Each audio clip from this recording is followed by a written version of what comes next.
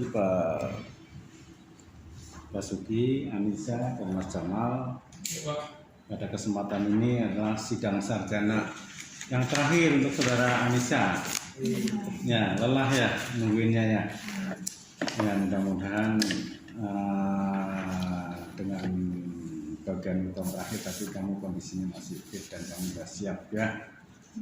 Bimbingan udah kamu waktu bimbingan sama tadi sama siapa?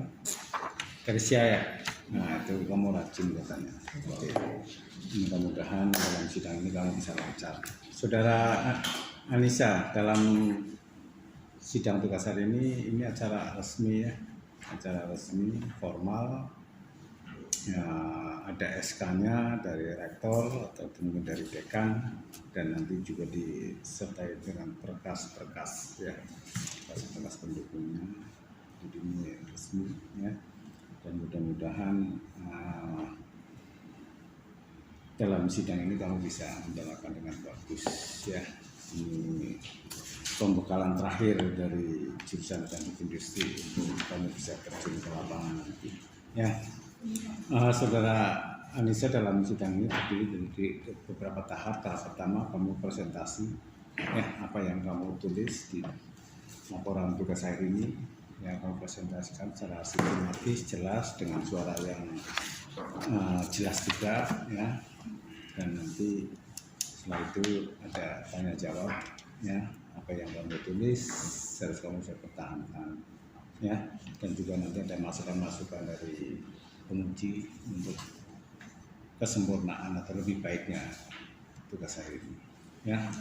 Terus nanti tahap ketiga, nanti kami tim penguji akan membahas hasil dari presentasi kamu sama hasil tanya jawab, apakah kamu layak dinyatakan lulus atau tidak ya. Kalau tidak lulus berarti kamu ulang ya, bayar lagi ya. Tapi mudah-mudahan lancar lah ya, bimbingannya kamu juga rajin ya. Silakan saudara Anissa, presentasi 10 menit ya. Assalamualaikum warahmatullahi wabarakatuh. Waalaikumsalam. Yang terhormat Pak Budi selaku pembimbing pertama saya, yang terhormat Pak J selaku pembimbing kedua saya, dan yang terhormat Pak Bas, yang terhormat Pak Karek. Di sini saya ingin mempresentasikan sidang skripsi mengenai perencanaan tempat tidur lipat yang ergonomis menggunakan pendekatan Nordic Body Map dan Rapid Entry Body Assessment. Satu, pendahuluan. 1, latar belakang. 2, rumusan masalah. 3, batasan masalah. 4, tujuan penelitian. 5, manfaat penelitian. 6, sistematika penulisan. 1, latar belakang. Kos menjadi pilihan tempat tinggal masyarakat, terutama mahasiswa atau pekerja yang sedang merantau meskipun memiliki luas yang terbatas. Keletakan furnitur pameran salah akan berpengaruh terhadap terganggunya kesehatan penghuni kamar, sehingga penggunaan furnitur dengan fungsi lebih dari satu dapat berpengaruh pada pola sirkulasi ruang. Tempat tidur yang terbuka dan biasanya berukuran besar dapat menghabiskan banyak tempat, sehingga menyebabkan kamar menjadi sempit dan mudah kotor. Lalu dilakukan perancangan tempat tidur lipat yang ergonomis dengan pendekatan Nordic Body Map dan Rapid Entry Body Assessment. Selanjutnya, rumusan masalah. 1, bagaimana mengidentifikasikan kebutuhan terhadap tempat tidur lipat yang ergonomis untuk ruangan yang memiliki luas terbatas. 2, bagaimana merancang tempat tidur lipat yang ergonomis sesuai dengan data antropometri. 3, apakah tempat tidur lipat yang dirancang dapat menjadi opsi alternatif untuk mengatasi keterbatasan ruang kamar kos. Batasan masalah. Penelitian ini dilakukan di Pos Pelita, Jalan Cakrawala, Kabupaten Pala, Kecamatan Makassar, Kota Jakarta Timur. 2, penelitian ini dilakukan selama kurang lebih 1 bulan mulai dari Februari sampai dengan Maret. 3, penelitian ini dilakukan dengan meninjau wakaf kos dengan ukuran 3x3 meter. Adapun tujuan masalah, mengidentifikasikan spesifikasi tempat tidur lipat berdasarkan bahasa Roma. 2, merancang tempat tidur lipat yang ergonomis dalam penggunaan yang lebih nyaman dan memiliki lebih dari satu fungsi untuk menyewa tempat. 3, merancang kembali untuk mengatasi masalah keterbatasan ruangan pada ruang kos. 4, masalah kemudian kemudahan dan kenyamanan pada penghuni kamar kos untuk menghasilkan rancangan desain begitu dapat menghemat ruang sipil pada kos. 3. Untuk membantu memenuhi aktivitas pengguna dari segi efektivitas, fungsi, dan efisien ruang. Bab 1 pendahuluan, bab 2 landasan teori, bab 3 metodologi penelitian, bab 4 analisis dan pembahasan, bab 5 kesimpulan dan saran. Bab 2 landasan teori terdapat perancangan produk, ergonomi, antropometri, nordik body map, dan lebar. Perancangan produk merupakan suatu proses yang bertujuan untuk Langsung ke itu aja, langsung ke flowchartnya aja.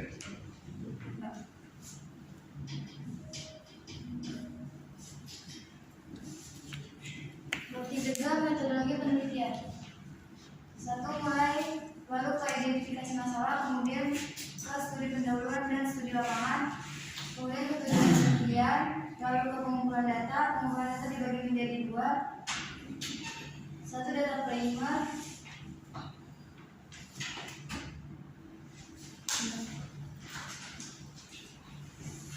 Satu data primer mengidentifikasikan nordik body map. 2. Data postur kerja tubuh manusia. 3. Data jenis rank pergerakan tubuh manusia menggunakan metode nordik body map dan lebar. 4. Data skor perhitungan. Adapun data sekundernya literatur perancangan produk, ergonomi, antropometri, dan nordik dan lebar. 2. Gambar antropometri tubuh dimensi manusia. 3. Data jenis persentil perhitungan distribusi normal. 4. Spesifikasi material perancangan tempat tidur di PTN ergonomi. Lalu uji kualitas data, kemudian ke uji seragaman data, lalu ke uji butuhkan data. Kemudian pengolahan data. 1. Perhitungan hasil data metode nordik body map. 2. Perhitungan data metode lebar. 3. Perhitungan data antropometri. Jadi tinggi tubuh berdiri tegak, lalu rentang siku. 4.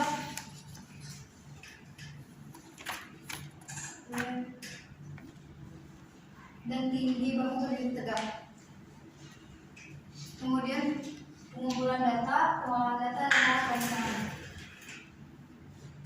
Nordik body map berdasarkan tabel 4.1 mengenai presentasi keperluan pada tiap anggota tubuh pengguna pada saat tidur dapat diketahui bahwa 30 pengguna mengalami keluhan yang berbeda di setiap bagian tubuhnya.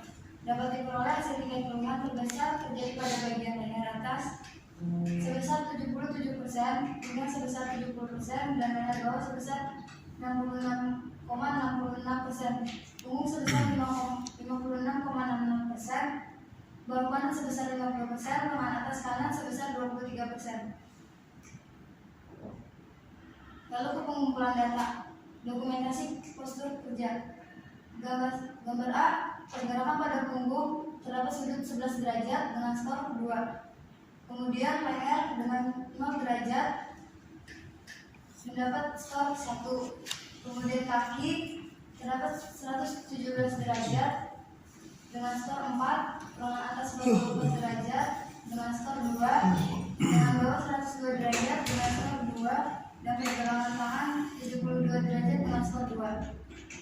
Kemudian di gambar B, pergerakan punggung terdapat 98 derajat dengan skor 4, leher 12 derajat dengan skor 1, kaki 25 derajat dengan skor 1, tangan atas 94 derajat dengan skor 4, lengan bawah 5 derajat dengan skor 1, pergelangan tangan 30 derajat dengan skor 2. Gambar C, punggung 6 derajat dengan skor 3, leher 21 derajat dengan 2, kaki 16 derajat dengan skor 2, lengan atas 20 derajat dengan skor 2, lengan bawah 14 derajat dengan skor 1, pergelangan tangan 15 derajat dengan skor 1.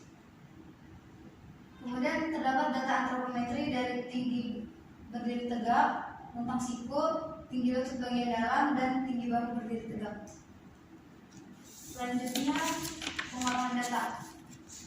Gambar A, punggung 11 derajat dengan skor 2, leher 60 derajat dengan skor 1, kaki 117 derajat dengan skor 4, tangan atas 44 derajat dengan skor 2, lengan bawah 102 derajat dengan skor 2, pergelangan tangan 72 derajat dengan skor 2, Kemudian terdapat tabel A, punggung terdapat skor 2, kemudian leher terdapat skor 1, kemudian ditarik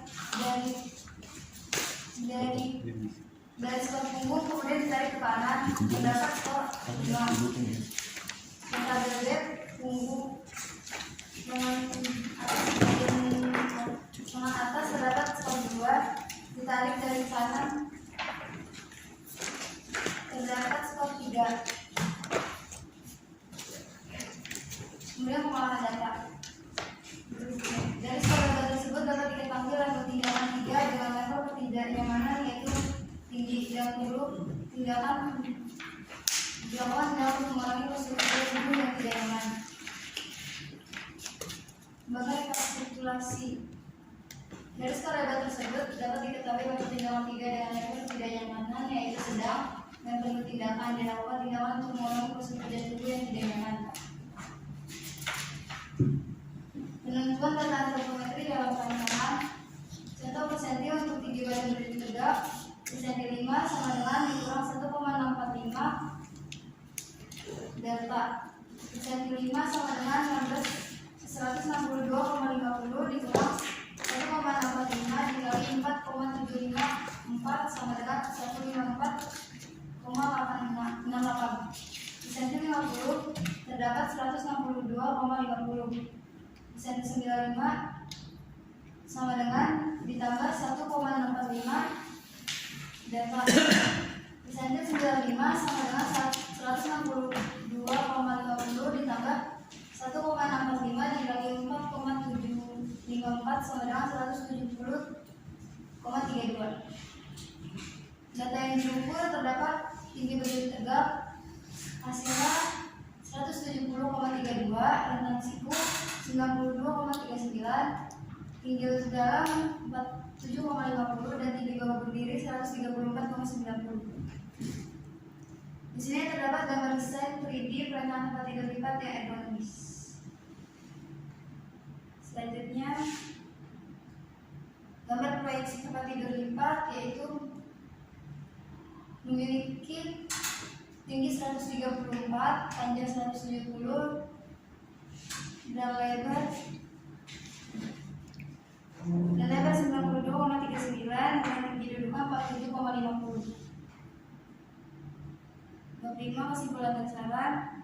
Penelitian ini menghasilkan rancangan tempat tidur lipat yang ergonomis yang sesuai kebutuhan dan kondisi pengguna dengan dimensi tinggi 134,10 cm, panjang 170,32 cm, lebar 92,39 cm, tinggi dudukan 47,90 cm. B. Perancangan tempat tidur lipat dilakukan karena adanya keluhan-keluhan yang dirasakan oleh penggunanya. Berdasarkan hasil menit body map, 3 bagian tubuh dengan presentasi keluhan terbanyak adalah sakit pada leher atas 77%, sakit pada pinggang 70%, dan sakit pada leher bawah 66,66%. Sedangkan berdasarkan REBA, rancangan tempat tidur sebelumnya, tempat tidur memiliki skor REBA adalah 8, 7, dan 5, yang dimana skor 7 dan 8 memiliki level resiko sedang dan tinggi menuntut kebaikan dengan segera. Dimensi yang digunakan dalam perancangan tempat tidur lipat menggunakan ukuran-ukuran sebagai berikut: tinggi tempat tidur lipat 134 cm, panjang tempat tidur 170,39 cm, lebar 92,39 cm, dan tinggi dudukan 47,50 cm. Adapun sarannya, memperhatikan bahan yang digunakan serta lebih cermat memilih bahan komponen yang digunakan. Kiranya pada penelitian ke depan dapat membuat prototipe hampir menyerupai ukuran asli agar prototipe lebih nyata berbeda dibanding market yang terbatas dengan salah. C. Memperhatikan pengambilan data sampel yang lebih banyak guna memberikan tingkat keakuratan data hasil ukuran antropometri agar dapat menghasilkan suatu rancangan yang dapat diterima oleh variansi ukuran antropometri manusia.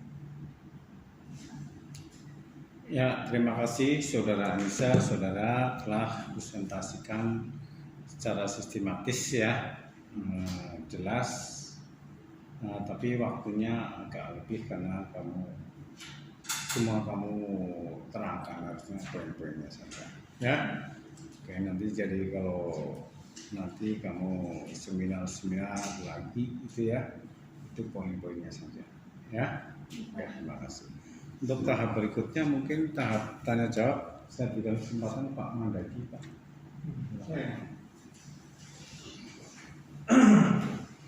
Ini waktu mengambil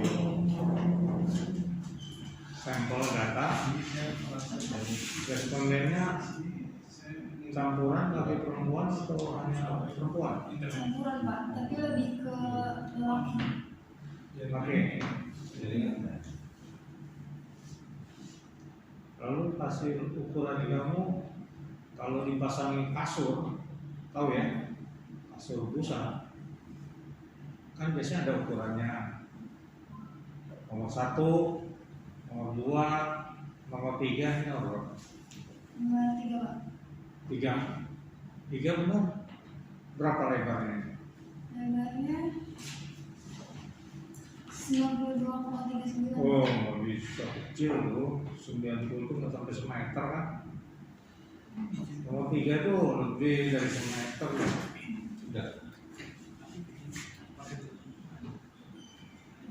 Itu sudah standar lah. Kamu pernah survei ke itu nggak? Yang jual kasurnya? Wah, nggak usah survei. Kalau kamu masuk di Shopee, ada orang jual kasur itu sudah ukuran itu. Ya, ukuran jual kasur nomor 1, nomor 2, nomor 3. Kalau tempat tidur nomor 1 biasanya dibilang apa size apa?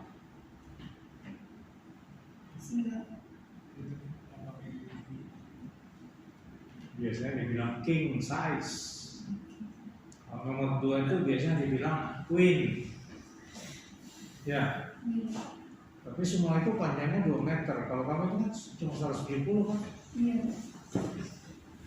Ya hati-hati ya kalau pakai ukuran yang normal.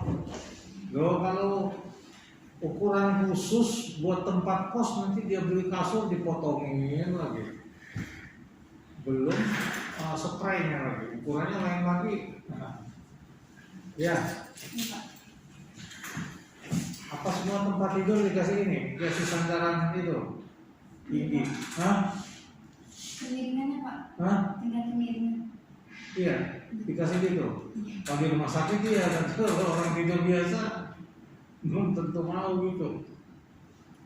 Ya, belum tentu mau gitu. Kalau orang rumah sakit iya kali. Udah suka batuk-batuk kan dikasih begitu supaya nggak batuk. Tapi ini bisa di itu Pak, disesuaikan kalau ingin miring.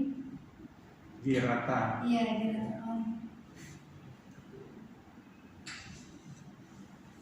Oke, jadi kamu ambil respondennya berapa orang? 30 orang. Kasusnya yang minimal ya. Boleh apa ya? Respondennya campuran ya, laki perempuan. Ini tempat kos boleh. Boleh ya, karena tempat kos ya.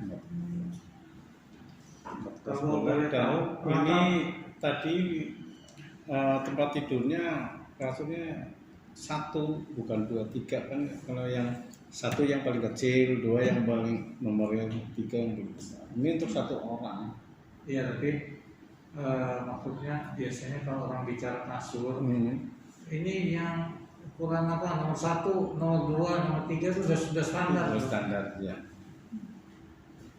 Kalau nggak tahu ukurannya Pak, masuk di Shopee yang jualan kasur itu Ya. biasanya Ya. sudah dikasih tahu ukurannya. Ya.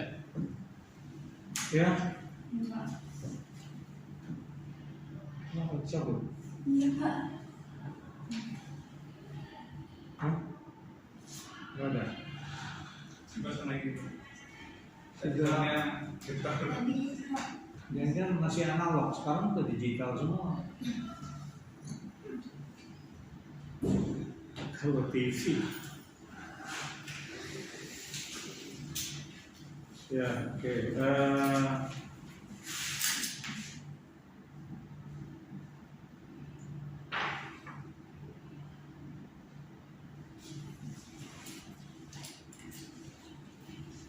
Respondennya itu tingginya rata-rata berapa ya?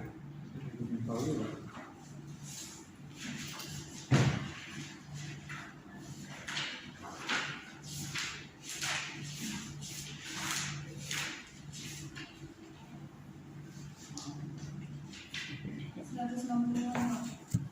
Hah? 190-an. Biasanya sekarang anak-anak muda itu udah tinggi-tinggi semua. Ya gitu. Kalau masih kita yang tua-tua itu 160-an itu biasa, tapi anak muda sekarang perasaan saya udah pada tinggi-tinggi semua. Ini cewek apa cowok? Dan coba. Oh.